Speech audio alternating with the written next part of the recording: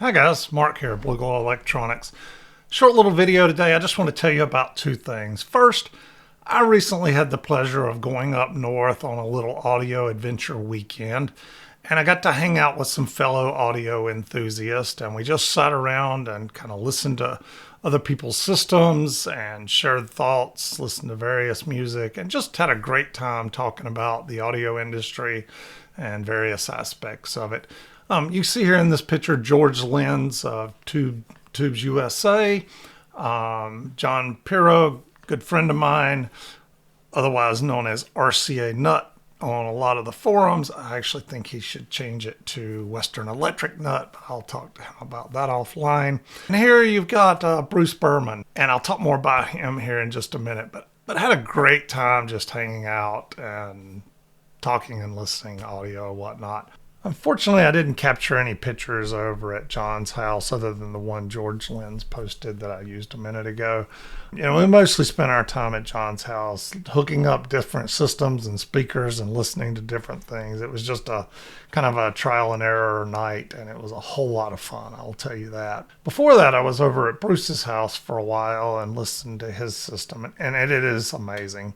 But while I was there, Bruce was telling me about this article that had been recently published in the last month or so on positive feedback in the section called Jeff's Place that focuses on music and hi-fi. And this is an 8-page long article, very in-depth. So if you're a big fan of single-ended technology, definitely worth the read. Goes on to talk a little bit about, Bruce is not new to this hobby. He wrote articles back in the day for sound practices, and his Type 76 article here went on to become one of the most popular sound practices articles ever written. His system was just well constructed. Everything about his system, for the most part, Bruce built himself. You can see here the amplifiers, power supply, whatnot. Just lots and lots of thought went into everything. That's the one thing I love the most about Bruce's system.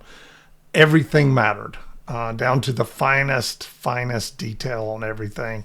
And everything he did was just absolutely immaculate.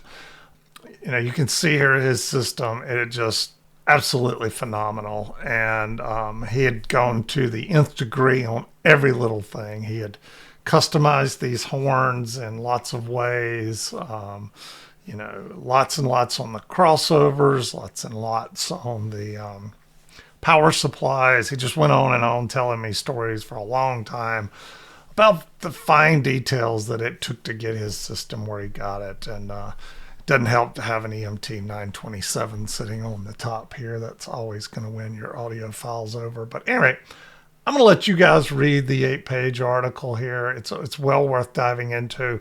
Maybe next time I'm up north, I'll see if Bruce will let me make a video of his setup. It's nothing less than stunning. He's also a fellow ham radio operator, and so I got to see his ham shack as well. And just like his audio setup, everything in his ham shack had been fully restored and was just absolutely immaculate. So guys, check this article out. I'll link it down below, and we'll see you guys again soon. Thanks for letting me share.